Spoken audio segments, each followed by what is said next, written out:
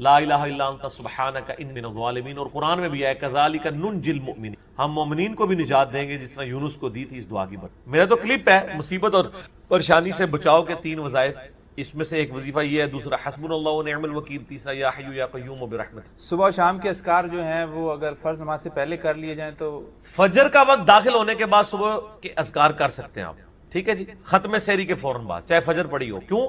وہ صبح کے اذکار ہیں۔ ٹھیک، اور شام کے اذکار، چونکہ شام کے اذکار ہیں، آپ غروب آفتاب سے پہلے کر لیں، سب سے افضل وقت وہ ہے، ورنہ آپ مغرب کے بعد کر لیں، افضل وقت یہ ہے کہ مغرب سے پہلے کریں۔ شام کے اذکار ہیں وہ رات کے نہیں ہیں، مغرب میں تو رات شروع ہو جاتی ہے۔ فی النار، اعوذ باللہ السمیع العلیم من الشیطان الرجیم من ہمزہ ونفخہ ونفثہ، بسم اللہ الرحمن الرحیم، رب اشرح لی صدری ویسر لی امری واحلل عقدۃ من لسانی یفقہوا قولی، بسم اللہ الرحمن الرحیم، ان اللہ وملائکتہ یصلون علی النبی یا ایہا الذین آمنوا صلوا علیہ وسلموا تسلیما، اللہم صل علی محمد وعلی آل محمد كما صليت على إبراهيم وعلى آل إبراهيم إنك حميد مجيد، اللهم بارك على محمد وعلى آل محمد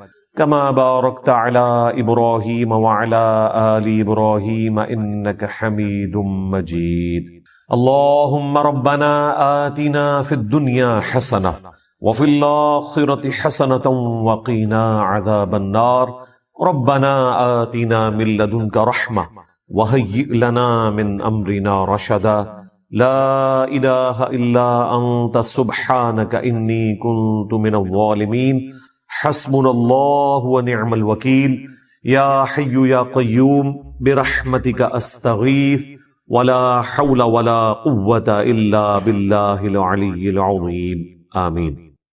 الحمدللہ آج 15 جون 2025 کو سنڈے کے دن ہماری یہ قرآن کلاس نمبر 219 نمبر کی اسٹوڈیو ریکارڈنگ ہونے جا رہی ہے۔ آج انشاءاللہ تعالی ہم سورۃ الانبیاء سورت نمبر 21 سے سٹارٹ کریں گے۔ آج پارہ نمبر 17 کا بھی آغاز ہو رہا ہے اور پہلی سورت الانبیاء ہے۔ قرآن حکیم میں اس کا نمبر 21 ہے اور یہ مکی صورتوں میں سے ایک صورت ہے، اور مکی صورتوں کا جو اسلوب ہے وہ عقیدہ توحید سے متعلق ہے، فکر آخرت سے متعلق ہے۔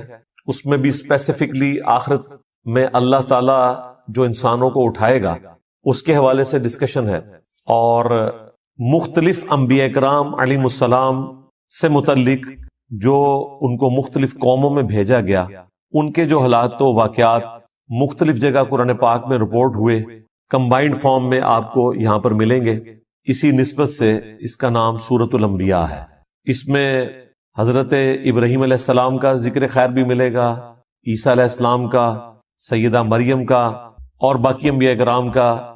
بعض کا نام آیا ہے، بعض کا تھوڑا تفصیلی ذکر آیا ہے، اور کنکلوژن اس کی اللہ کے محبوب صلی اللہ علیہ وآلہ وسلم کو جو اللہ تعالیٰ نے ٹائٹل دیا وما ارسلناک الا رحمتا للعالمین، اس پہ جا کر یہ سورت کنکلوڈ ہوگی۔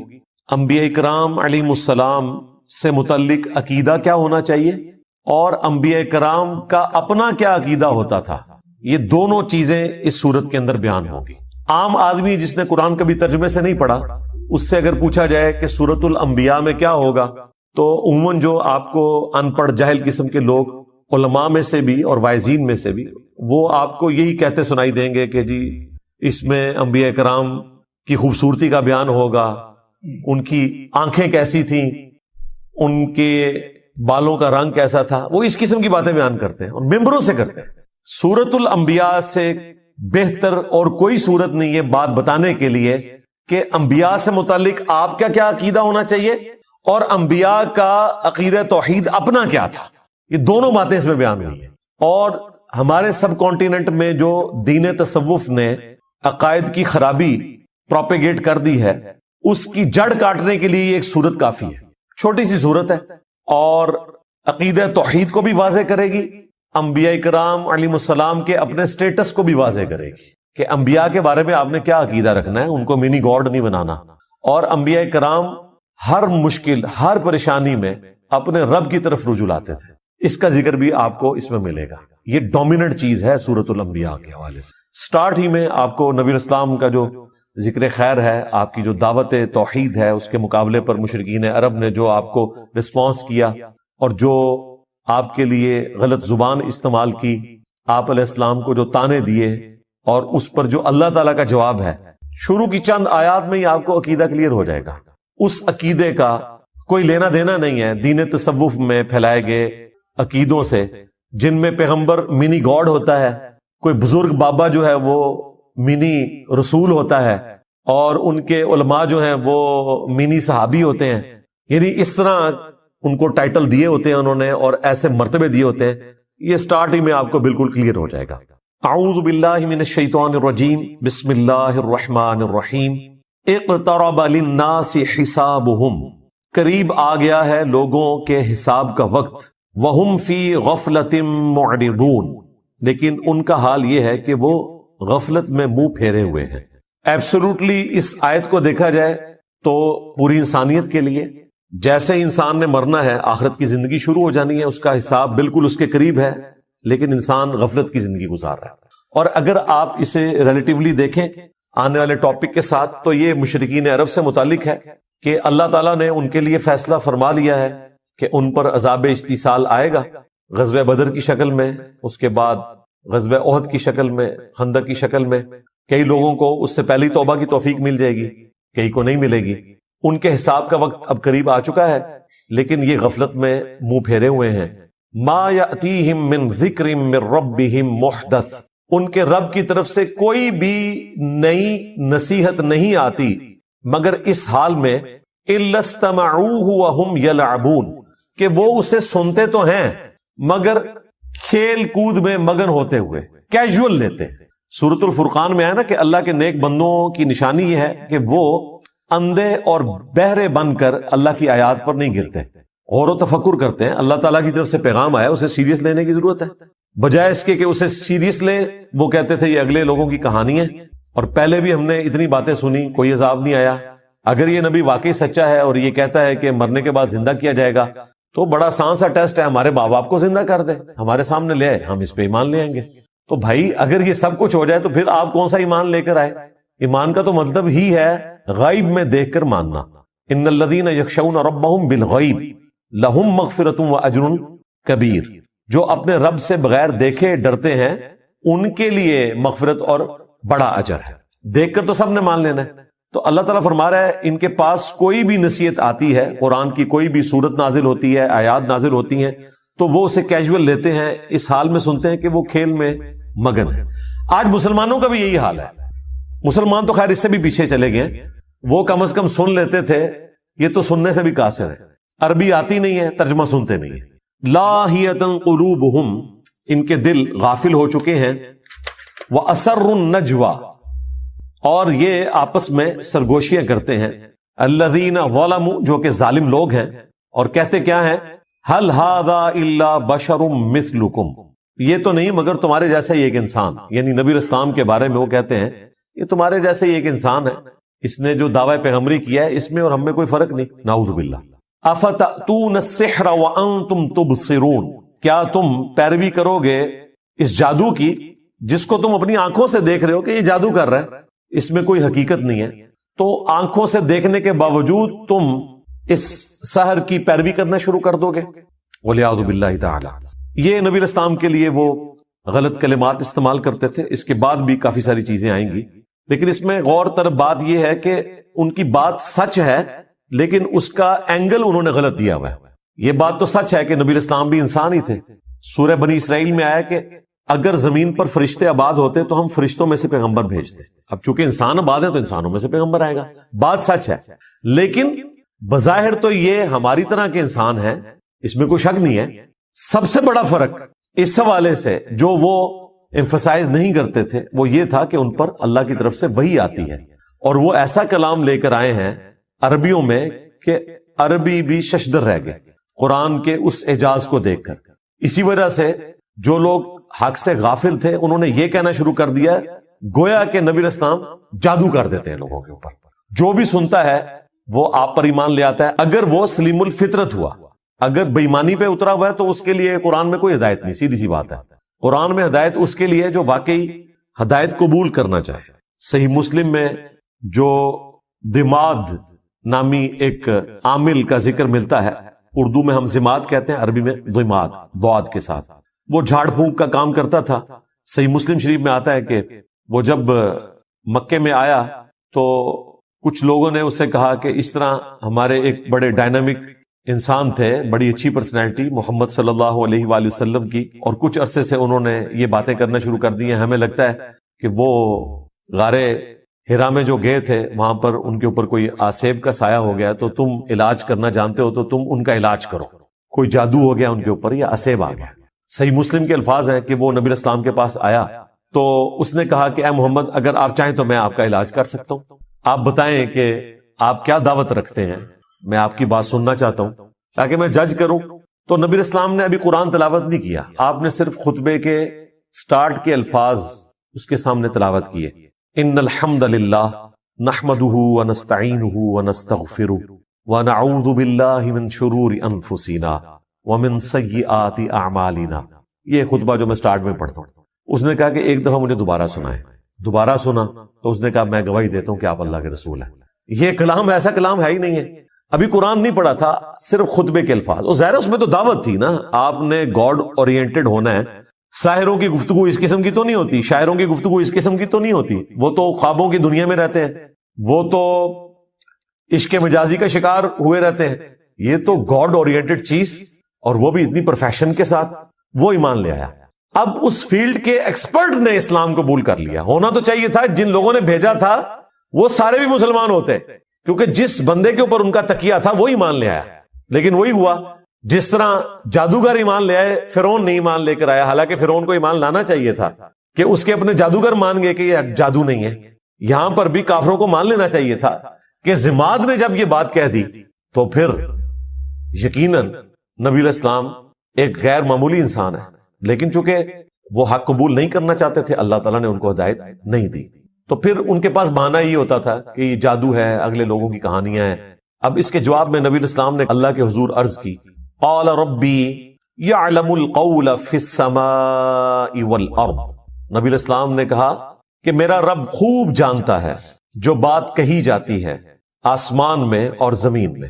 وہو السمیع العلیم، اور وہی سننے والا ہے، سب کچھ جاننے والا ہے. یعنی نبی علیہ السلام نے اپنے غم کی فریاد اپنے رب کے حضور رکھی اور مشرکین عرب سے کہا کہ یہ جو کچھ تم باتیں کر رہے ہو نا میرے بارے میں، میرا رب خوب جانتا ہے، اسے تو پتا ہے کہ میں اللہ کا پیغمبر ہوں، ہر چیز سے وہ واقف ہے. بل قالوا اضغاث احلام، بلکہ وہ یہ بھی کہنا شروع ہو گئے کہ یہ پریشان خواب ہیں. بل افتراہ، بلکہ یہ خود سے انہوں نے گھڑ لیا ہے. بل ہوا شاعر، نہیں بلکہ یہ شاعر ہے.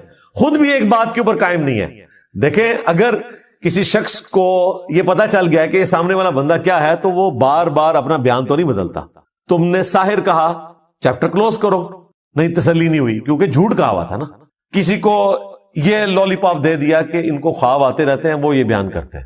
بعض جگہ پہ آیا کہ یہ اساطیر الاولین ہے، اگلے لوگوں کی کہانیاں بیان کرتے ہیں. اچھا، بعض لوگوں کو انہوں نے کہا کہ انہوں نے اللہ پر جھوٹ باندھ دیا، اور بعض کو کہا کہ یہ شاعر ہے. اب اتنے زیادہ بیانات، جادوگر، دیوانہ، اگلے لوگوں کی کہانیاں، پریشان خواب، جھوٹ گھاڑ لیا ہے، شاعر ہیں، مجنون ہیں. یعنی یہ 7 تو میں نے انگلیوں پہ آپ کو گنوا دی گالیاں جو وہ دیا کرتے تھے اپنے نظام میں. اب اس کے اگینسٹ نبی علیہ السلام کو نبوت ثابت کرنے کے لیے وہ ڈیمانڈ کیا رکھ رہے ہیں؟ فَلْيَأْتِنَا بِآيَةٍ كَمَا أُرْسِلَ الْأَوَّلُونَ. اگر واقعی یہ پیغمبر ہے نا تو یہ اس طرح کے معجزات کیوں نہیں لے کر آتا جو معجزات اگلے لوگوں کو، اگلے پیغمبروں کو دیے گئے تھے. یعنی یہ ہمیں خود ہی بتاتا ہے کہ موسیٰ علیہ السلام کے پاس عصا کا معجزہ تھا، وہ اژدہا بن جاتا تھا. عیسیٰ علیہ السلام مردوں کو زندہ کر دیتے تھے. تو اس قسم کا کوئی معجزہ یہ ہمیں بھی کر کے دکھائے، ہم مان لیں گے. اچھا، یہاں تک اگر بات دیکھی جائے تو لاجیکلی ان کی بات درست ہے کہ جو پیغمبر عوام کے سامنے اگلے انبیاء کے واقعات بیان کر کے اور ان کے معجزات بتا کر دعوی نبوت کر رہے ہیں، تو اس کا منطقی نتیجہ یہ ہے کہ اس کے مخاطبین اس سے کہیں کہ اچھا یہ جو آپ بتا رہے ہیں آپ بھی کر کے بتائیں نا، تو ہم آپ پر ایمان لے آئیں گے. تو یہ ڈیمانڈ کوئی غلط نہیں تھی ان کی، لیکن اللہ کا فیصلہ کچھ اور تھا. اللہ تعالیٰ نے اس کے جواب میں کیا فرمایا؟ اس جگہ پر ہر جگہ جواب ڈیفرنٹ آئے گا. یہاں پر کیا جواب آیا؟ ما آمنت قبلہم من قریۃ اہلکناہا، ان سے پہلے جو بستیاں ہلاک کر دی گئیں ان کے رہنے والے بھی ایمان نہیں لے کر آئے تھے. افہم یؤمنون، تو کیا اب یہ لوگ ایمان لے آئیں گے؟ یعنی اللہ تعالیٰ نے اپنا ایک رول بتا دیا کہ اگلے انبیاء کے ماننے والوں کی ڈیمانڈ کے اوپر ہم نے منہ مانگے معجزات دکھائے، تو اس کا اینڈ رزلٹ یہی نکلا کہ ایمان وہ نہیں لے کر آئے. تو ان کے ساتھ بھی یہی ہونا ہے، اگر ہم نے ان کا منہ مانگا معجزہ دکھا دیا تو یہ ایمان نہیں لائیں گے. لیکن اس کے بعد رزلٹ کیا نکلے گا؟ وہ سورہ بنی اسرائیل میں اللہ تعالیٰ نے جب 9 معجزات کا ذکر کیا جو نبی علیہ السلام سے وہ ڈیمانڈ کرتے تھے، انہوں نے ایک پوری لسٹ ان کو پیش کی تھی کہ آپ آسمان پر چڑھ کر بتائیں، ہمارے سامنے چڑھے اور ہمارے سامنے آپ کتاب لے کر اترے، ہم مان لیں گے. آپ کا کوئی باغ ہو جس میں آپ نہریں رواں کر دیں، آپ کا سونے کا کوئی گھر ہو، اس قسم کی وہ ڈیمانڈ کرتے تھے. اس کے جواب میں اللہ تعالیٰ نے فرمایا کہ تم فرماؤ کہ میں بشر ہوں، رسول ہوں، میرا کام دعوت حق پیش کرنا ہے، یہ معجزات اللہ کے پاس ہے. اور پھر کئی جگہ پر قرآن پاک میں اس بات کا جواب اللہ تعالیٰ نے اس طریقے سے دیا کہ اگر ہم ان کو منہ مانگا معجزہ دکھا دیں گے پھر ان کے لیے وقت مقرر کر دیا جائے گا، پھر یہ توبہ نہیں کر سکتے، اگر ایمان نہیں لائیں گے تو ہلاک کر دیے جائیں گے، جس طرح کے اگلے لوگ ہلاک کر دیے گئے. سورۃ المائدہ کے اینڈ میں بھی آتا ہے نا، جب عیسی علیہ السلام کے ماننے والوں نے کہا نا کہ آپ آسمان سے ہمارے لیے کھانا نازل ہونے کی دعا کریں، تو عیسی علیہ السلام نے کیا کہا تھا کہ اگر تمہیں یہ منہ مانگا معجزہ دکھایا گیا اور یہ کھانا نازل ہوا اور پھر جس نے انکار کیا پھر اللہ تعالیٰ کی طرف سے عذاب آئے گا. یہ اللہ تعالیٰ نے فرمایا کہ میری طرف سے اعلان ہے، ان کو سنا دو. تو یہ اللہ تعالیٰ کا قانون ہے کہ جب منہ مانگا معجزہ پورا کیا جائے اس پر انکار آئے تو پھر اللہ تعالیٰ اس قوم کو ہلاک کر دیتا ہے. لہٰذا یہ اللہ تعالیٰ کی رحمت ہے کہ منہ مانگا معجزہ نہ دکھایا جائے. رہا یہ وسوسہ آنا کہ ہو سکتا ہے کہ وہ ایمان لے آئیں، تو بھائی پورا ٹریک ریکارڈ ہے، لوگ ایمان نہیں لے کر آئے. سورۃ الانعام میں سورہ الحجر میں اللہ تعالیٰ نے فرمایا کہ اگر ہم ان کی آنکھوں کے سامنے آسمان سے قرآن کو نازل کرتے تختیوں کے اوپر اور یہ نازل ہوتا ہوا دیکھ لیتے اور اس لکھی ہوئی کتاب کو اپنے ہاتھوں سے چھو بھی لیتے، تب بھی انہوں نے یہ کہنا تھا کہ ہماری آنکھوں پر جادو کر دیا گیا. یعنی دل بے ایمان تھے اجتا ٹھیر. آپ یہ نہ سمجھے کہ اگر ان کی وہ ڈیمانڈ پوری کی جاتی تو انہوں نے مان لینا تھا، بالکل نہیں ماننا تھا. کیا جادوگروں کے ایمان لانے کے بعد فرعون نے مان لیا تھا کہ میرے ایکسپرٹس نے ڈکلیئر کر دیا ہے کہ یہ جادو نہیں ہے، یہ پیغمبر ہے؟ نہیں مانا. تو یہ اللہ کی رحمت ہے، منہ مانگا معجزہ نہ دکھانا. اگر منہ مانگا معجزہ دکھا دیا جائے تو پھر اللہ تعالیٰ کا عذاب آ جاتا ہے اور پھر وہ عذاب ٹلتا نہیں ہے. اگر کوئی اس وقت توبہ بھی کرے اس کی توبہ قبول نہیں ہے. یہی بات اللہ تعالیٰ نے یہاں کی. کیا ان سے پہلے لوگ جن کو ہم نے ہلاک کیا ان قوموں کو وہ ایمان لے آئے تھے جو یہ ایمان لے آئیں گے؟ اب اس سے یہ بھی پتا چل گیا کہ نبی علیہ السلام کو اللہ تعالیٰ نے کافروں کو دکھانے کی خاطر اس قسم کا کوئی معجزہ نہیں دیا جو کافر ڈیمانڈ کیا کرتے تھے. لہٰذا یہ دعویٰ کرنا کہ عبد القادر جیلانی نے مردہ زندہ کیا اور اس میں یہ رنگ بھرنا کہ چونکہ حضرت عیسیٰ علیہ السلام نے مردہ زندہ کیا تھا تو اس امت کے اولیاء جو ہیں وہ بنی اسرائیل کے پیغمبروں کی طرح ہیں، یہ کوئی آیت حدیث نہیں ہے، یہ ایک آپ سمجھ لیں قرآن و حدیث سے ڈڈکٹ ہوئی ہے بات. اور وہ صرف علماء کے لیے نہیں ہے، یہ پوری امت ہی نبیوں والا کام کر رہی ہے. کنتم خیر امت اخرجت للناس تأمرون بالمعروف وتنہون عن المنکر. یہ پوری امت ختم نبوت کی برکت سے نبیوں والا کام کر رہی ہے. اس اعتبار سے پوری امت بنی اسرائیل کے پیغمبروں کی طرح ہے کام کرنے کے اعتبار سے. مرتبے کی نہیں بات ہو رہی، یہ ذہن میں رکھیے گا. انبیاء کے مرتبے کو کوئی نہیں پہنچ سکتا کام کرنے کے اعتبار سے. اب جن کی پرائمری رسپانسبلٹی تھی دعوت حق پیش کرنا، یعنی کہ اللہ کے محبوب صلی اللہ علیہ وآلہ وسلم، ان کے مخالفین جو تانا دیا کرتے تھے اس تانے کو ختم کرنے کے لیے بھی اللہ تعالیٰ نے نبی علیہ السلام کو عصا کا معجزہ یا مردہ زندہ کرنے کا معجزہ نہیں دیا. تو عبد القادر جیلانی تو شاہی کوئی نہیں، یہ ساری سٹوریاں کہانیاں بنائی ہوئی ہیں. پھر عبد القادر جیلانی کو بھی جسٹیفائی کرنے کے لیے نبی علیہ السلام سے متعلق بھی ایک جھوٹا واقعہ مشہور کر دیا کہ ایک صحابی کے بچے نے جو ہے وہ دوسرے بچے کو ذبح کیا اور پھر نبی اسلام کی دعوت کو جابر بن عبداللہ کی طرف منسوب ایک توبہ توبہ توبہ. قرآن تو بالکل اور بات کر رہے ہیں. پھر ہمارے جو خادم رضوی صاحب تھے وہ کہتے ہیں کہ ممتاز قادری جو ہے وہ اپنی ایمبولینس سے باہر نکل آیا اور قبر پہ گئے تو 2 تلواریں اٹھائے ہوئے باہر نکل آیا, اور جیسے ہی پولیس والے قریب آئے تو ڈر کے پھر دوبارہ لیٹ گیا. یہ میں کہہ رہا ہوں پوری دنیا نو بریلوی کر لو یار, اس طرح کا منظر دکھا کے سب جھوٹ ہے. اس طرح نہیں ہو سکتا بھائی. اگر نبی الاسلام کو وہ معجزات نہیں دیے گئے نا تو باقیوں کو تو دینے کی ضرورت ہی نہیں ہے نا. باقیوں کو منوانا تو نہیں ہوتا, اللہ نے منوانا صرف پیغمبر کو ہوتا ہے. پیغمبر کے بعد کرامت کا کانسیپٹ یہ ہے کہ اللہ تعالیٰ کسی پہ کرم کرتا ہے. کوئی کر کے نہیں کچھ دکھا سکتا, یہ ذہن میں رکھیے گا کہ میں یہ کرنے لگا ہوں یا میں یہ کر سکتا ہوں. یہ صرف نبی کہہ سکتا ہے, وہ بھی اتنا جتنا اللہ اس کو بتائے, کیونکہ نبی کو منوانا ہوتا ہے, غیر نبی کو تو نہیں منوانا ہوتا.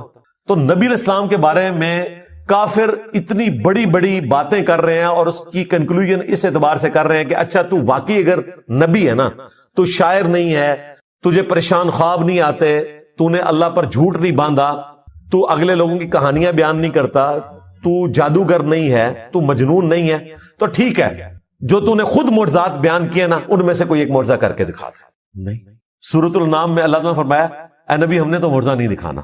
جو یہ ڈیمانڈ کر رہے ہیں تم سے ہو سکے تو زمین میں کوئی سرنگ تلاش کر لو یا آسمان پہ سیڑھی لگا دو اور کوئی معجزہ لے آؤ, اور اے نبی جاہلوں میں نہ ہو. اتنے سخت الفاظ. یہ قرآن ہے بھائی, یہ کتابوں کا خدا ہے, یہ بابوں کا خدا نہیں ہے, یہ بابوں کا پیغمبر نہیں ہے, یہ بابوں کا دین نہیں ہے, یہ کتابوں کا دین ہے جو واقعی صحیح بات اللہ تعالیٰ کی طرف سے انسانیت کو پہنچائی گئی ہے. تو کلیئر کٹ اللہ تعالیٰ نے فرمایا کہ چونکہ اگلے لوگ ایمان نہیں لے کر آئے تھے, یہ بھی نہیں لائیں گے, لہٰذا ان کے لیے یہ ہے کہ انہیں ڈھیل دی جائے اور منہ مانگا معجزہ نہ دکھایا جائے. سورۃ الانبیاء کی 6 آیات پوری ہوئی ہیں اور مسلمانوں کی اکثریت کا عقیدہ اس کا جنازہ نکل گیا کہ اس عقیدے کا کوئی لینا دینا نہیں ہے قرآن و سنت کے عقائد کے ساتھ. سورۃ الانبیاء یہ پڑھ کے بتا دیتے تو انہیں پتا چل جاتا کہ انبیاء کا کیا سٹیٹس ہے. اس کے جواب میں اگر یہ قرآن کی آیات آدھی پڑھی جائیں اور ان سے پوچھا جائے کہ بتاؤ پھر اللہ نے کیا جواب دیا ہوگا, تو یہ تو آپ کو یہی بتائیں گے کہ اللہ تعالیٰ نے پھر وہ معجزات دے دیے ہوں گے. تو ایسا نہیں ہوا. سورۃ العنکبوت میں اللہ تعالیٰ نے فرمایا کہ اے نبی اس قرآن کے نزول سے پہلے نہ تو آپ کتاب میں سے کچھ پڑھ سکتے تھے, نہ اپنے دائیں ہاتھ سے کچھ لکھ سکتے تھے, ورنہ یہ چیز کافروں کو شک میں مبتلا کر دیتی کہ یہ کتاب آپ نے خود لکھ لی ہے.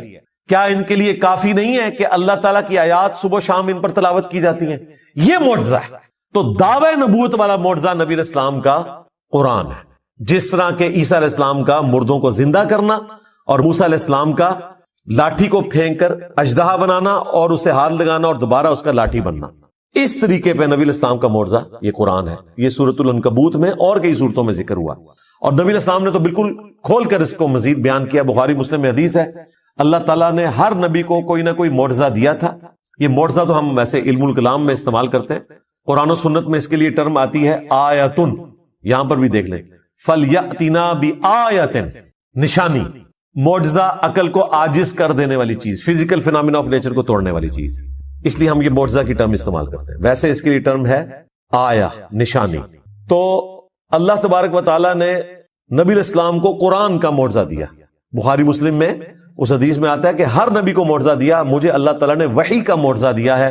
میں اللہ سے امید کرتا ہوں قیامت کے دن سب سے زیادہ متبعین میری امت سے ہوں گے, کیونکہ اللہ تعالیٰ نے مجھے ایک یونیک معجزہ دیا ہے, وحی کا معجزہ. اور وہ بخاری مسلم میں آتا ہے کہ جنتیوں کا نصف امت محمدیہ سے ہے صلی اللہ علیہ وآلہ وسلم, کیونکہ معجزہ سب سے بڑا ہے. لاجیکلی اس سے بیسٹ کوئی آپشن ہو نہیں سکتا تھا. ختم نبوت کے بعد اگر انسانی ہسٹری نے ہزاروں سال تک چلنا ہے اور کسی پیغمبر نے نہیں آنا, اور اس آخری پیغمبر نے قیامت تک کے لیے پیغمبر ہونا ہے, تو اس کا لازمی نتیجہ ہے کہ اس کا معجزہ بھی پھر قیامت تک زندہ رہے. یہ ختم نبوت کا تقاضا تھا, اور وہی اللہ نے کیا کہ اس کتاب کو محفوظ کر دیا. انا نحن نزلنا الذکر وانا لہ لحافظون, بے شک اس ذکر اللہ کی یاد دہانی کروانے والی کتاب کو ہم نے نازل کیا, ہم ہی اس کی حفاظت کرنے والے. اگلی کتابوں کی حفاظت اس لیے نہیں ہوئی کہ کتابیں بدلتی تھی تو نیا پیغمبر آ جاتا تھا اور بتا دیتا تھا کہ یہ گڑبڑ ہو گئی ہے, یہ ٹیمپر ہو گیا. اب چونکہ پیغمبر نے نہیں آنا, ختم نبوت ہو چکی ہے, اب بھی اگر کتاب بدل جاتی تو ہم سارے جنتی ہو جاتے. ہمارے پاس سب سے بڑا بہانہ آ جاتا کہ یا اللہ ہمارے پاس تو پیغمبر بھی کوئی نہیں, اور پیغمبر جو کتاب چھوڑ کر گئے تھے وہ تبدیل ہوگی. ہم کہاں سے ہدایت حاصل کرتے ہیں؟ اس لیے اللہ تعالیٰ نے اس کتاب کو محفوظ کیا. یہ قیامت تک کے لیے نبی اسلام کا معجزہ ہے. 2 خصوصیات ہیں رسول اللہ کی ایسی جو آپ کو ممتاز کرتی ہیں باقی انبیاء سے. ویسے تو بہت ساری ہیں, یہ ڈومیننٹ. ایک آپ علیہ السلام کا معجزہ کتاب کی شکل میں ہے, اگلے انبیاء والا معجزہ نہیں ہے. ویسے آپ کے معجزات بخاری مسلم میں رپورٹ ہوئے, کبھی مبارک انگلیوں سے پانی کے چشمے جاری ہوئے, لیکن وہ صرف صحابہ کے اندر ان کے ایمان میں اضافے کے لیے. یہ کبھی نہیں ہوا کہ آپ نے کافروں کو کہا ہو کہ یہ دیکھو میں اپنی انگلیوں سے پانی کے چشمے جاری کرنے لگا ہوں.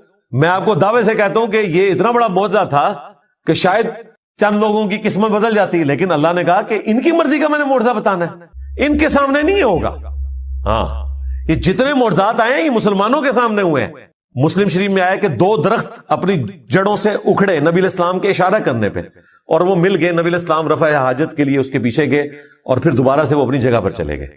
صحیح بخاری میں آیا کہ عبداللہ ابن مسعود کہتے ہیں ہم حضور کے ساتھ بعض اوقات کھانا کھاتے تھے تو لقمے میں سے اللہ کی تسبیح کی آواز آتی تھی. اسی طریقے سے صحیح بخاری میں آیا نبی علیہ السلام کو ملنے کے لیے صحابہ آئے, آپ نے ان کو ایک لاٹھی دی جو ٹارچ کی طرح روشن ہو گئی, اور جب وہ ایسی پگڈنڈی پر پہنچے جہاں سے راستہ مختلف تھا تو اس کے پھر 2 حصے ہو گئے, آدھی روشنی ان کے ساتھ چل پڑی, آدھی ان کے ساتھ. تو اس طرح کے معجزات نبی الاسلام کی مبارک زندگی میں صحابہ کے ساتھ بھی ہوئے ہیں, لیکن وہ صحابہ کی کرامت نہیں ہے, نبی الاسلام کا معجزہ ہے. صحیح بخاری میں آیا کہ ایک صحابی جن کو کافروں نے قید کر دیا تھا, ان کے لیے انگوروں کا ایک خوشہ آ گیا اور وہ کھا رہے تھے, اور جن لوگوں نے قید کیا وہ ایک دم پریشان ہو گئے. اللہ تعالیٰ کی طرف سے غیبی مدد آئی. صحیح بخاری میں آتا ہے ایک صحابی کو جب بے دردی سے شہید کیا گیا, ان کی لاش کی حفاظت کے لیے بہت زیادہ بھیڑیں آ گئیں, مکھیاں, شہد کی مکھیاں یا دوسری, اور ان کی لاش کی بے حرمتی نہیں ہونے دی. دوسری طرف حضرت حمزہ کی لاش کی بے حرمتی ہوگی. تو اللہ تعالیٰ جب چاہتا ہے اس طرح کی چیزیں دکھاتا ہے. نبی الاسلام کی مبارک زندگی میں جو صحابہ کرام کے ساتھ اس قسم کے واقعات ہیں نا, وہ نبی الاسلام کے معجزات ہیں.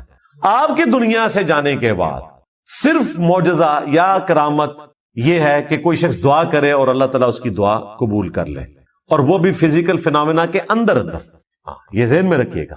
جس طرح دلائل النبوہ امام بیہقی کی کتاب میں آتا ہے کہ انس ابن مالک کے کسان نے کہا کہ اس دفعہ بارشیں نہیں ہوئی ہیں, لگتا ہے کہ ہم قحط کا شکار ہوں گے. تو انہوں نے اپنی زمین میں کھڑے ہو کر دعا کی, اور تھوڑی دیر بعد جب واپس آئے تو کسان سے کہا کہ چیک کرو بارش ہوئی ہے کہ نہیں. تو وہ گیا تو بارش شروع ہوگی صرف ان کی زمین کے اوپر. تو یہ فزیکل فینومینا آف نیچر ہے نا, بارش ہونا فزیکل فینومینا ہے. صرف دعا قبول ہوئی کہ اللہ تعالیٰ نے بادل بھیج دیے. تو کر کے دکھانا اس طرح کی کوئی کرامت نہیں. یہ تخت بلقیس کا واقعہ بھی ہم بھی اسے سمجھانے کے لیے کبھی کبھار کرامت کہہ دیتے ہیں, ایکچولی وہ کرامت کوئی نہیں ہے, وہ تو دعویٰ ہے. وہ اسی طریقے سے ہے جس طرح میں دعویٰ کروں کہ میں آپ کو بلٹ ٹرین میں 1 گھنٹے کے اندر اندر یہاں سے کراچی بھجوا سکتا ہوں اگر بلٹ ٹرین ہو, اور میں اسے پورا کر دوں. تو ظاہر ہے یہ ایک فزیکل علم ہے. ہاں, بغیر کسی ریسورس کے, بغیر کسی علم کے کوئی شخص خامخواہ دعویٰ کرتا رہے تو وہ پاسبل نہیں ہے. کرامت اور معجزہ دعویٰ کر کے نہیں ہوتا. معجزہ تو کسی حد میں ہو سکتا ہے کہ جہاں اللہ تعالیٰ اجازت دے نبی کو, اور وہ بھی جتنی اجازت دے. موسیٰ علیہ السلام کو صرف یہ پتا تھا کہ اس لاٹھی نے اژدہا بننا ہے, یہ نہیں پتا تھا کہ لاٹھی میں پانی میں ماروں تو راستہ بن جائے گا. وہ عین اس وقت وہی آئی تو پتا چلا کہ اچھا یہ کام بھی یہ لاٹھی کر سکتی ہے. اور پہلی دفعہ جب یہ ہوا تھا موسیٰ علیہ السلام تو ڈر کے خود بھاگ گئے تھے, قرآن میں آتا ہے. خود تو انہوں نے کیا نہیں تھا, ورنہ بھاگتے تو نہ. تو معجزہ بھی صرف اس حد تک ہے کہ اللہ تبارک و تعالیٰ کسی نبی کو دے اور اسے اجازت دے, تب, ادروائز خود سے کوئی نہیں کر کے دکھا سکتا. تو نبی علیہ السلام کے جتنے فزیکل فینومینا آف نیچر کو توڑنے والے معجزات ہیں یہ سب کے سب مسلمانوں سے متعلق ہے. ایک نشانی ایسی ہے جو بالکل سٹارٹ میں آئی, وہ چاند کا 2 ٹکڑے ہونا تھا, دیٹس آل. باقی جتنے فزیکل فینومینا آف نیچر کو توڑنے والے معجزات ہیں وہ صحابہ کرام کے درمیان ہے. آپ کی دعا کی برکت سے 10 بندوں کا کھانا 300 بندوں نے کھا لیا اور اتنا ہی رہا, بخاری مسلم میں آتا ہے. یہ بس صحابہ کرام میں رہا, کافروں کے لیے نہیں. تو نبی الاسلام کی 2 خصوصیات کیا ہیں؟ آپ کا معجزہ اگلے انبیاء والا نہیں, دعوی نبوت والا قرآن ہے, چونکہ آپ کی نبوت قیامت تک کے لیے. اور دوسری خصوصیت, اگلے انبیاء کا انکار کرنے پر اللہ کی طرف سے آسمان سے عذاب آتا تھا, چنگھاڑ کی شکل میں, پتھروں کی بارش کی شکل میں, سمندر میں غرق ہونے کی شکل میں, وبائی امراض کی شکل میں. لیکن نبی الاسلام کے کیس میں اس طرح کا کوئی عذاب نہیں آیا. اگر آیا تو قتال کی شکل میں آیا, جو قرآن میں سورہ توبہ میں آیا کہ ہم مسلمانوں کے ہاتھوں سے ان کو عذاب دیں گے. تھوڑی بہت آزمائشیں آئیں قحط سالی کی شکل میں, بخاری میں آتا ہے, اور نبی علیہ السلام سے وہ دعا بھی کرواتے تھے. لیکن جو بڑے لیول کا عذاب ہے وہ قتال کی شکل میں اللہ تعالیٰ نے صحابہ کرام کی تلوار کو مسلط کیا. یعنی قرآن اور قتال یہ نبی علیہ السلام کی دو خصوصیات ہیں ایکویلنٹ ٹو اگلے انبیاء کے. وہاں پر اللہ کی طرف سے عذاب استیصال آتا تھا اور فزیکل فنامنا آف نیچر کو توڑنے والے معجزات دیے جاتے تھے. نبی علیہ السلام کو عذاب استیصال قتال کی شکل میں دیا گیا مخالفین کے اوپر، اور قرآن کی شکل میں قیامت تک کے لیے معجزہ دیا گیا. آج عیسیٰ علیہ السلام کا معجزہ کوئی دکھا نہیں سکتا، نہ اس کی کوئی ویڈیو موجود ہے. موسیٰ علیہ السلام کے معجزے کی ویڈیو موجود نہیں ہے.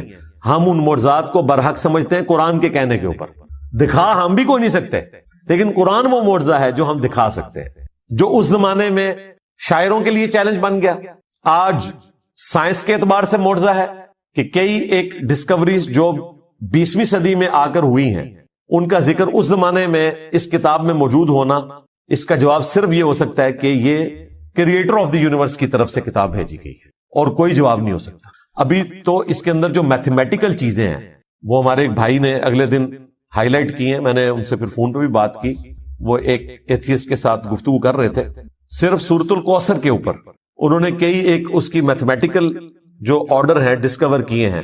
ایک تو اس کے اندر جو پیغام چھپا ہے وہ تو ابری جگہ جو میتھمیٹیکل آرڈر موجود ہے الفابیٹس کا وہ اتنا یونیک ہے. اور وہ کہتے ہیں میں نے تو پورے قرآن کے اوپر اس حوالے سے ورکنگ کی ہوئی ہے. اور یہ دیکھیں اتنی بڑی حفاظت ہے کہ قرآن کی کوئی آیت بدلے گا تو وہ آرڈر ڈسٹرب ہو جائے گا. ایک لفظ بھی بدل دے تو آرڈر اس کا ڈسٹرب ہو جائے گا. اب یہ وہ چیزیں ہیں جو صحابہ کرام کو بھی نہیں پتا تھی. ہر آنے والا زمانہ قرآن پاک کے حوالے سے نئی چیزیں ہائی لائٹ کرے گا لوگوں کے سامنے. حروف ابجد کا علم صحابہ اور تابعین کے دور میں زبان کے طور پر رائج تھا. یہ تعویذات جو لکھتے ہیں انہوں نے تو اس علم کو ہی بدنام کر دیا نا. ورنہ یہ پیرلل میں ایک لینگویج ہے جس میں آپ اعداد کو جمع کر کے ایک پوری گنتی ہے. جس طرح محمد کے 92 بنتے ہیں، اللہ کے 66 بنتے ہیں، بسم اللہ الرحمن الرحیم کے 786 بنتے ہیں. ان ڈیجٹس کو یوز کر کے بھی قرآن پاک کے حوالے سے کئی ساری چیزیں ملتی ہیں جو آج لوگوں نے اس کے اوپر ایکسپیریمنٹس پرفارم کیے ہیں. اس طریقے سے قرآن حکیم کا اعجاز کہ اس کی صورتیں جوڑوں کی شکل میں نازل ہوئیں، یہ چیزیں تو ابھی آ کے لوگوں نے ایکسپلور کی نا. حمید الدین فرائی صاحب سے پہلے تو یہ چیز کسی نے ہائی لائٹ نہیں کی تھی. مولانا مودودی رحمہ اللہ نے کئی چیزوں کی ویلیو ایڈیشن کی، کئی ایسی چیزیں انہوں نے ہائی لائٹ کی جو پہلے لوگوں نے ہائی لائٹ نہیں کی ہوئی تھی. تو ہر آنے والا زمانہ قرآن پاک کے حوالے سے کوئی نہ کوئی ایسی نئی چیز بتاتا ہے کہ جو انسان کو حیران کر دیتی ہے کہ یہ ایک غیر معمولی کلام ہے. تو یہ معجزہ قیامت تک کے لیے. اس اعتبار سے نبی علیہ السلام کا یہ فرمانا کہ مجھے اللہ نے وحی کا معجزہ دیا ہے، میں امید کرتا ہوں کہ قیامت کے دن سب سے زیادہ متبعین میری امت سے ہوں گے. اس کا پریکٹیکل جو عملی نمونہ ہے وہ ہم نے دیکھ لیا کہ لوگوں نے قرآن کا ترجمہ انگریزی میں پڑھا، اپنی مدر ٹنگ میں پڑھا اور اسلام قبول کر لیا. نبی علیہ السلام کو دنیا سے گئے ہوئے 1400 سال سے زیادہ گزر چکے ہیں. قرآن کی دعوت الحمدللہ اسی طریقے سے شد و مد کے ساتھ جاری ہے. اور یہ ہے اصل میں انقلاب جو دن بدن بڑھتا چلا جا رہا ہے. جب مسلمانوں کی امپائرز ختم ہو گئی تھیں، دنیا میں کوئی حکومت باقی نہیں رہی، اس وقت بھی یہ انقلاب تھا. آج اللہ تعالیٰ نے 58 اسلامک کنٹریز ہمیں دے دیے، انقلاب آج بھی اسی طریقے سے. کل کوئی ملک ختم بھی ہو جائے، نبی علیہ السلام کا انقلاب گلی گلی اسی طریقے سے پوری دنیا میں جاری ہے. یہ ہے لیگیسی، جو لیگیسی کسی اور شخص نے نہیں چھوڑی. وما ارسلنا قبلک الا رجالا نوحی الیہم، اور ہم نے آپ صلی اللہ علیہ وآلہ وسلم سے پہلے کوئی بھی پیغمبر نہیں بھیجا مگر یہ کہ وہ مرد ہی تھا اور اس کی طرف ہم نے وہی بھیجی. فَاسْأَلُوا أَهْلَ الذِّكْرِ إِن كُنتُمْ لَا تَعْلَمُونَ، اگر تمہیں علم نہیں ہے تو اہل ذکر سے پوچھ لو. یعنی مشرکین عرب سے کہا جا رہا ہے اگر تمہارے پاس علم نہیں ہے تو جیوز اور کرسچنز کے علماء جن کے پاس الہامی کتابوں کا علم ہے ان سے پوچھ لو کہ نبی علیہ السلام سے پہلے بھی جو پیغمبر آئے وہ انسان ہی ہوا کرتے تھے. تمہارا یہ اعتراض کرنا کہ یہ ہماری طرح کا انسان ہے، تو اگلے انبیاء بھی انسان ہی ہوا کرتے تھے اور مرد ہوا کرتے تھے. عورتوں میں کوئی پیغمبر نہیں آیا، انسانوں کی سپیشیز سے ہی پیغمبر آئے. ظاہر ہے عورتیں اس کام کے لیے سوٹیبل بھی نہیں، اس کے لیے ایکسٹروورٹ بندہ چاہیے اور پھر وہ ایسا ڈائنامک ہو کہ ہر وقت اویلیبل ہو. عورتوں کے ساتھ تو اللہ تعالیٰ نے کئی ایک بشری کمزوریاں لگائی ہیں. مہینے میں 6-7 دن ان پر ایسا وقت آتا ہے کہ وہ نماز بھی نہیں پڑھ سکتی. اللہ تعالیٰ کی طرف سے ایک ان کے لیے ریلیکسیشن ہے اور وہ مسجد میں بھی نہیں جا سکتی.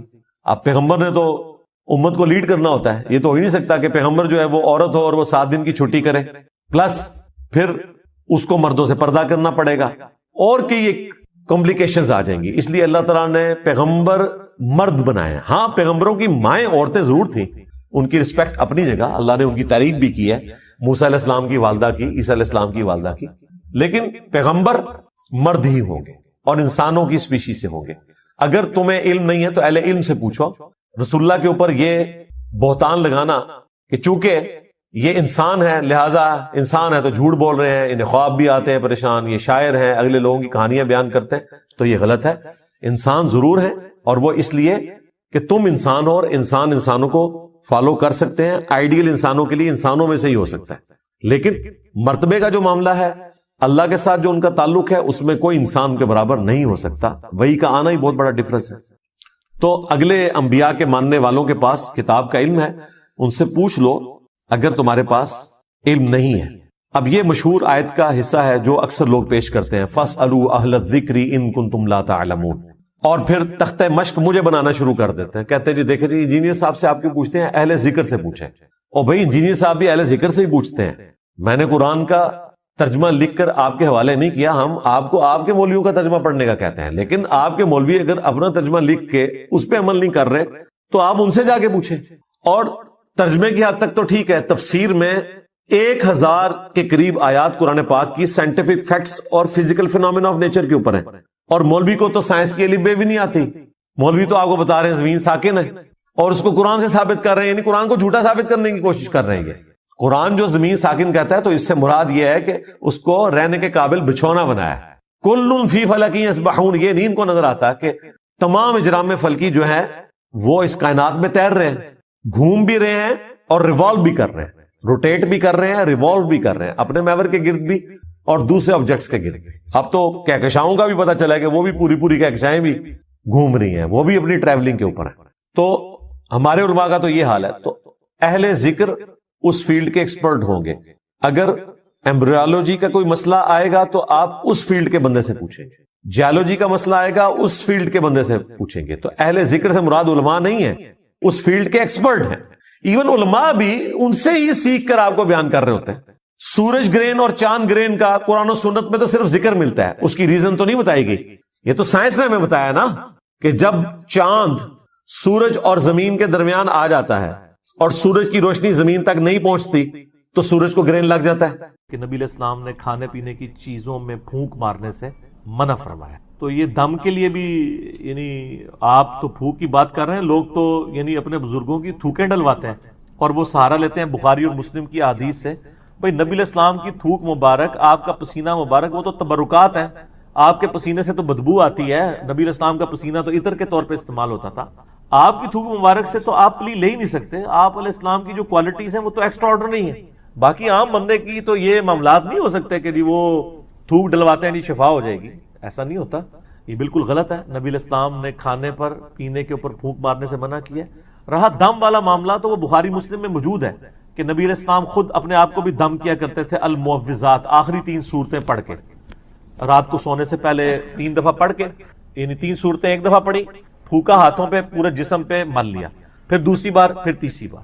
اور اما عائشہ کہتی ہیں کہ جب نبی علیہ السلام بیمار ہو گئے, بخاری کے الفاظ ہیں, تو پھر میں یہ صورتیں پڑھ کے آپ کے مبارک ہاتھوں پہ دم کر کے آپ کے ہاتھوں کو آپ کے جسم پہ پھیر دیتی تھی, اپنے ہاتھوں کو نہیں. سر پوائنٹ ٹو بی نوٹڈ, نبی علیہ السلام کے ہاتھ برکت والے, حضور کے ہاتھوں پہ پڑھ کے حضور کے ہاتھوں کو جسم پہ پھیر دیا کرتی تھی. یعنی شیاطین, جنات, جادو اور نظر بد کے اگینسٹ یہ المعوذات 3 پناہ دینے والی صورتیں ہیں. سورہ الاخلاص, سورۃ الفلق اور سورۃ الناس, قرآن حکیم کی آخری 3 سورت. یہ والا دم تو ٹھیک ہے, لیکن پانی کے اوپر دم کرنا اور پانی کے اوپر یعنی پھونک مارنا یہ جراثیم والا معاملہ ہے. ایون جامعہ ترمذی کے اندر یہ بھی حدیث موجود ہے کہ نبی صلی اللہ علیہ وآلہ وسلم نے فرمایا کہ اگر کوئی شخص پانی پیے نا تو وہ پانی کے اندر سانس نہ لے, سانس لینے, کیونکہ سانس لینے سے بھی تو پھونک چلی جائے گی نا, یعنی گلاس کو اپنے منہ سے ہٹا کے سانس لے. اور اسی حدیث کے اندر الفاظ ہیں, ایک صحابی کہتے ہیں کہ اگر پانی پیتے ہوئے اس میں کوئی تنکا آ جائے پھر میں کیا کراں, اے وہی سوال ہے نا.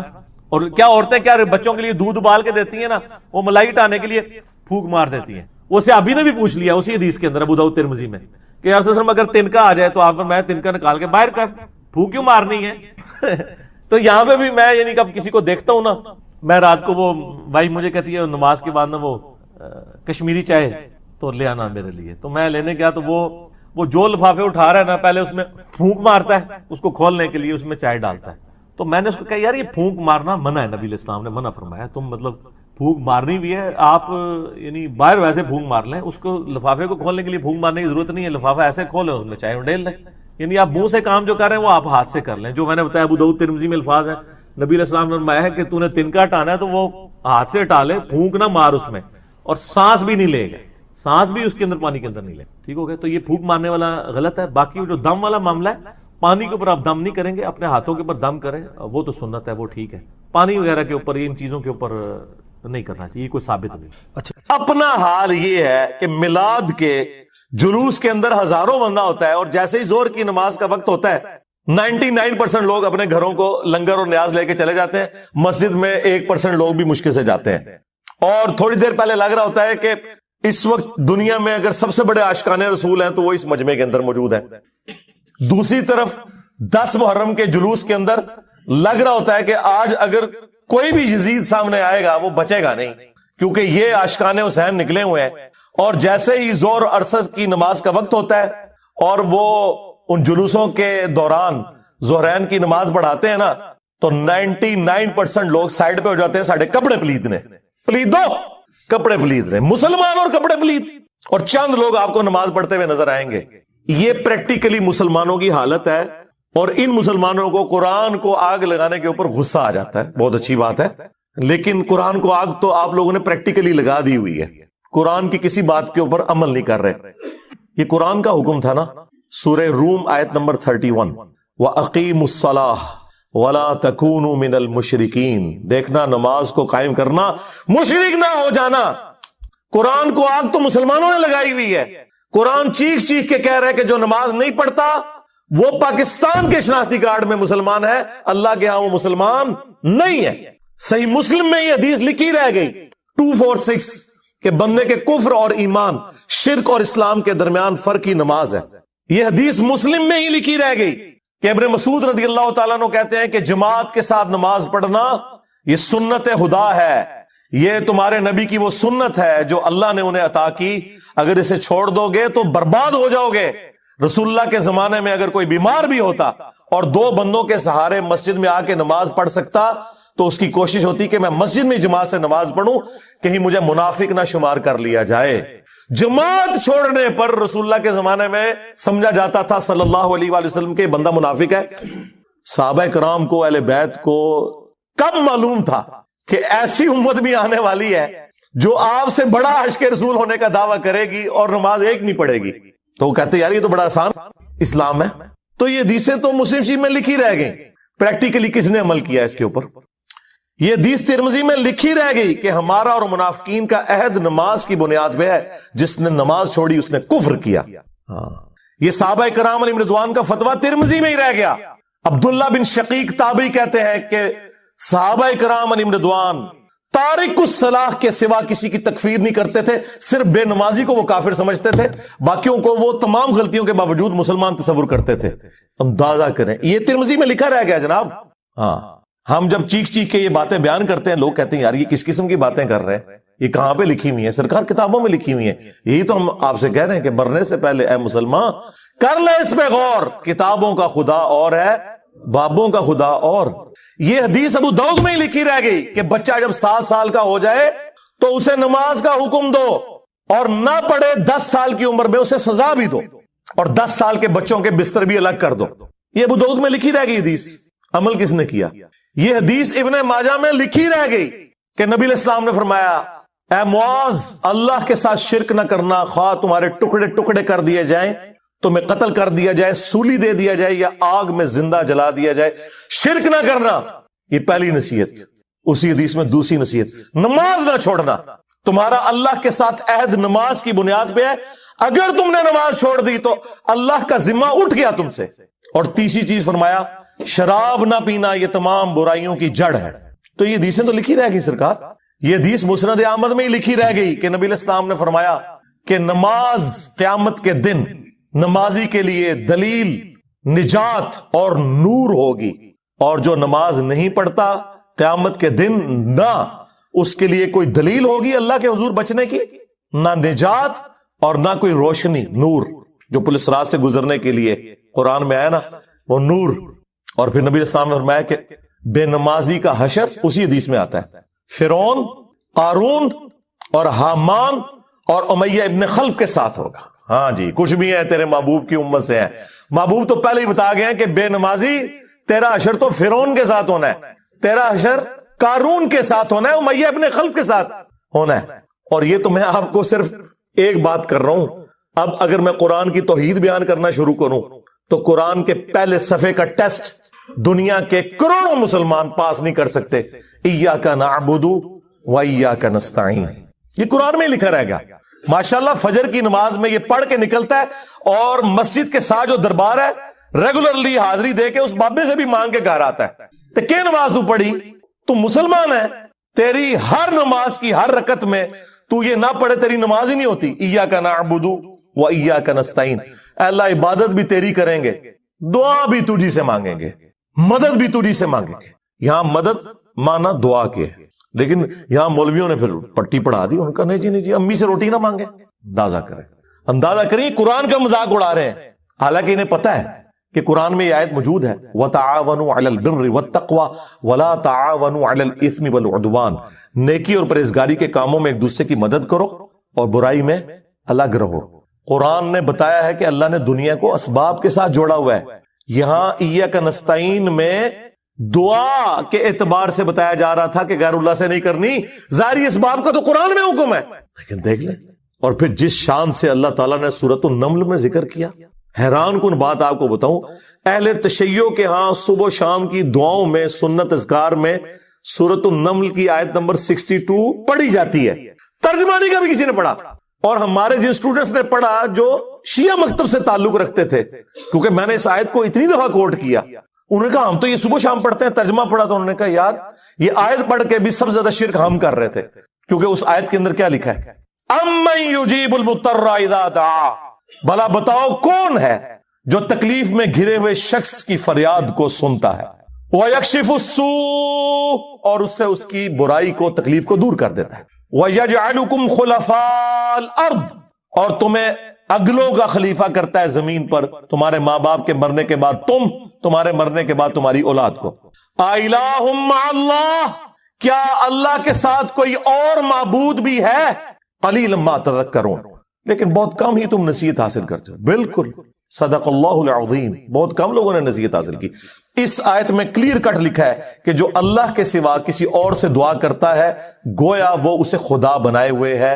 یا علی مدد کا مطلب سادہ نہیں ہے، اس کا مطلب ہے کہ آپ نے مولا علی کو اللہ کے مقابلے پر خدا تصور کر لیا. نہیں جی ہم تو انہیں اللہ کا بندہ مانتے ہیں. نہیں جناب، قرآن تو یہ کہتا ہے کہ اللہ کا بندہ مان کے یا بغیر بندہ مان کے. جب تمہارا یہ عقیدہ ہے کہ اللہ کے سوا کوئی تمہاری تکلیف دور کر سکتا ہے، جی پیچھے اللہ ہی ہے. اچھا اللہ پیچھے رکھنے سے، یہ دیکھیں حدیث میں لکھا ہوا ہے نماز کا طریقہ. اور نہیں جی ہمارے امام صاحب نے بھی تو وہی کچھ بتایا نا، پیچھے تھے اتنے بھی نبی علیہ السلام نے. نبی علیہ السلام پیچھے رکھنے کے لیے، میرے نبی صاحب ہے ہی کوئی نہیں، تیرے بابے تھے شاہ ہی کوئی نہیں. اللہ پیچھے، رسول پیچھے، آگے تمہارے بابے.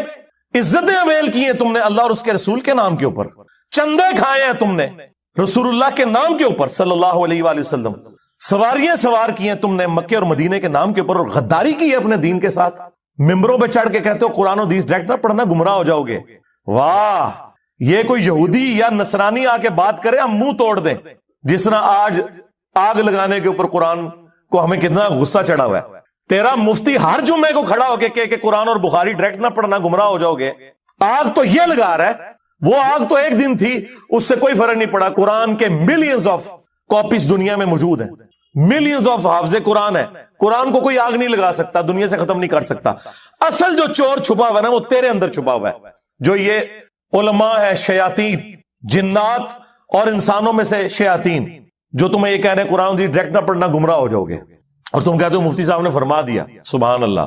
دنیا میں اگر کوئی مفتی صاحب لمبی داڑھی اور پگڑی اور ہاتھ میں تسبیح کے ساتھ آپ کو کوئی 2 نمبر چیز دے دیں، آپ ایک استری خریدنے کے لیے جائیں اپنے کپڑے کرنے کے لیے، اور اس پہ جعلی مور لگا کے وہ بندہ آپ کو وہ استری دے دے، اور آپ کو بعد میں پتا چل جائے اس نے دھوکہ کیا ہے، تو آپ کیا کہیں گے؟ مفتی صاحب نے فرما دیا استری شریف. آپ غصے میں بھرے ہوئے جائیں گے اور کہیں گے کہ تو داڑھی رکھ کے بےایمانیاں کر رہا ہے. کہیں گے نا تو یہ داڑھی والے جو مولوی ممبروں پہ چڑھے ہوئے جھوٹ سکھا رہے ہیں آپ کو، ان کو کبھی آپ نے کہا؟ نہیں. آپ فرق دیکھ لیں، جہاں آپ کی دنیا کا نقصان ہوتا ہے نا، نہ آپ کو مفتی کی داڑھی نظر آتی ہے، ہو سکتا ہے آپ جا کے آگ لگا دیں اس کی داڑھی کوئی، لیکن جہاں آپ کا دین کا نقصان ہو رہا ہے آپ کہتے ہیں مفتی صاحب نے فرما دیا، وہاں ہم لاکھ چیختے رہے کہ یار یہ مفتی صاحب آپ کو اپنے بابوں کا دین بتا رہے ہیں، کتابوں میں دین کچھ اور لکھا ہوا ہے، ٹس سے مس نہیں ہوتے. تو یہ قرآن کی توحید کا ٹیسٹ نہیں تھے پاس کر رہے. ایک جاہل سے جاہل مسلمان کو بھی یہ بات سمجھ آنی چاہیے کہ بارش کون برساتا ہے؟ اللہ. ڈیوٹی کس کی ہے؟ فرشتوں کی. کیا ہم بارش فرشتوں سے مانگیں گے یا اللہ سے؟ تو بات ختم ہوگی. جو ڈیوٹیاں لائی ہیں جی بابیاں دیا، اور چھڑ دے ڈیوٹیاں لائی ہیں، کدھر مر گئے ہو بابے کہ آج ہزاروں ایکڑ کے اوپر یوٹیوب کی جو ہارڈ ڈسک رکھی ہوئی ہے ان کے اوپر رسول اللہ کے خلاف گستاخانہ ویڈیوز رکھی ہوئی ہیں. بابا کدھر مر گئے؟ نگاہ مار کے کیوں نہیں ڈیلیٹ کرواتے؟ اوے بابا جی کہا کرتے تھے نا جی امت مر جائے، امام مالک فرماندے نے کہ حضور دیاں گستاخیاں ہو رہی ہیں اور امت زندہ ہے، بدلہ نہیں لیندی. امام مالک فرماندے سن پھر امت زندہ کیوں ہے؟ پھر مر جائے ساری، پھر مر جائے ساری. پوری عالم اسلام اس وقت یا تو مر جائے، یا تو مر جائے سارا عالم اسلام، یا پھر حضور کی عزت پر پہرا دے. بس دو باتوں میں سے ایک بات ہے، بس یا سارا اکٹھا ہو کے مر جائے یا پھر فرانس کو جواب دے.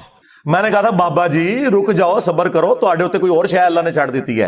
امت بعد مرے، پہلے تیرے بابے کیوں نہیں مر جاندے بابیا جنہاں دی ڈیوٹیاں سن؟ غوث کتب ابدال، انہوں نے اپنے نبی کا کلمہ نہیں پڑھا ہوا، وہ کدھر مر گئے؟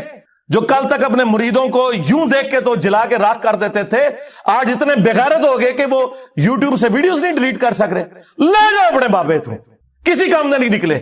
پہلے وہ مرن نا، امت تو بیچاری کچھ کر نہیں سکتی، بابوں کے پاس تو اتنے رائٹس ہیں. او بابا لبو جی ڈیوٹی ہے اتنے جتنے ہارڈ ڈسک پہ ہیں اتنے جس گوشت دی ڈیوٹی ہے انہوں لبو ذرا، اس سے میں 295 سیل آواں گا. امت مر جائے، تیرے بابے نہ مر جڑ، امت مر جائے. امت نو تے تسی مس گائیڈ کیتا ہے، شرک میں ڈبو دیا. او جی لاہور 1000 سال تو بابا بیٹھے ہے تے پال رہے لوگوں نو، چھڈ دے آج چندے بند کر دینا گورنمنٹ، کتے پھرن گے درباراں ہوتے تواڈے، صفائی کرنے والا کوئی نہیں ہوگا. بند کراؤ آج چندے، بابا پال رہا ہے، تواڈے چندے تے پلدے نے تے تسی کہتے ہو بابا پال رہا ہے. شرم کی کوئی انتہا ہوتی ہے. یہ لوگ بات کرتے ہیں کہ قرآن جل گیا تو پورے ملک کے اندر ہنگامے کھڑے کیے ہوئے، قرآن تم لوگوں نے جلایا ہے شرک پھیلا کے.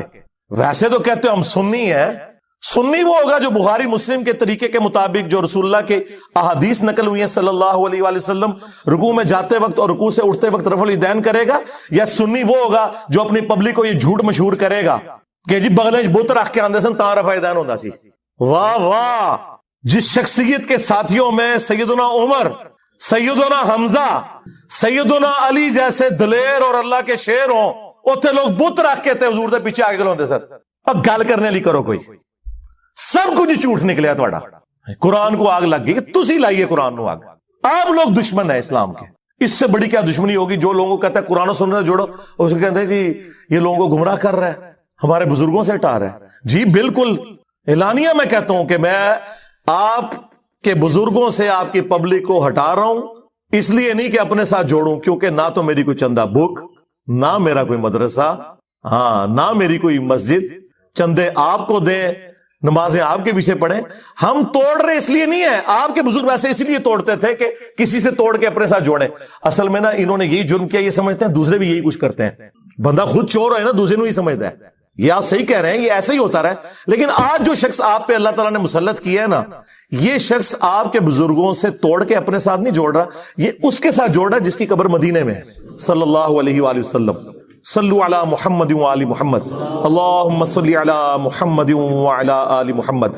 النبی اولا بالمؤمنین من انفسہم وازواجہ امہاتہم. یہ نبی مومنین کی جانوں سے بڑھ کے ان پہ حق رکھتے ہیں، اور نبی کی بیویاں امت کی مائیں ہیں، اور نبی امت کے روحانی باپ. ہم تو اس شخصیت کے ساتھ جوڑ رہے ہیں. تو لالی نہیں نکلا، تو نے اپنا ابا چھوڑ دیا. تمہارا ابا تو وہ تھا جسے قرآن میں تمہارا ابا ڈکلیئر کیا گیا تھا، النبی اولا بالمؤمنین من انفسہم وازواجہ امہاتہم. کسی نے بغداد میں اپنا ابا بنا لیا، کسی نے اجمیر میں بنا لیا، کسی نے دیوبند میں بنا لیا، کسی نے بریلی میں بنا لیا. ابے تو تم لوگوں نے بدلے ہیں، ابا تو ایک تھا. اور تمہارے تو ایک ایک فرقے میں کتنے کتنے ابے ہیں. سنیوں میں 5 بڑے ابے بنا دیے تم نے، حنفی، شافعی، مالکی، حنبلی اور غیر مقلد کے نام کے اوپر؟ شیعہ میں کتنے ابے بنا دیے؟ زیدیہ، اثنا عشریہ، اسماعیلیہ. پھر سنیوں کے حنفیوں کے اندر کتنے ابے بنا دیے؟ بریلویہ، دیوبندیہ، حیاتیہ، مماتیہ. ابے تو تھوڑے نہیں پہ اتنے ابے نے تھوڑے کے گنے نہیں جاندے. ابا ہی کسی ابا لب لے آیا سی. ہاں، تم نے قرآن اور سنت کے نام کے اوپر عزتیں ویل کر کے اپنے بابوں کی تعلیمات لوگوں کو سکھائیں. تو دیکھ لو پچھلے 1200 سال میں جتنی عزت تم لوگوں نے اکٹھی کی تھی نا، اس سے زیادہ مٹی پلید ہوئی ہے ان 12 سالوں کے اندر. 12 صدیاں نہیں اللہ